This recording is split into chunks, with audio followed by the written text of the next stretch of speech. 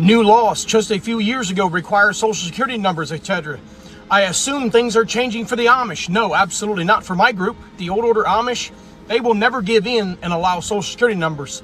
I didn't have one. My family believes that numbers are part of the beast system, the mark of the beast, and they believe it's very evil.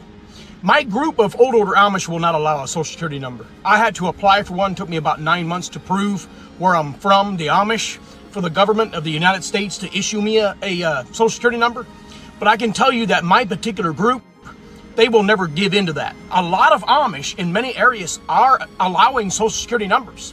But in my group, oh no, you'll never, they will die before they will ever allow any kind of number to tie them to a government system. That will never happen in my group. They teach this. I heard it being preached with my own ears. And by the way, you see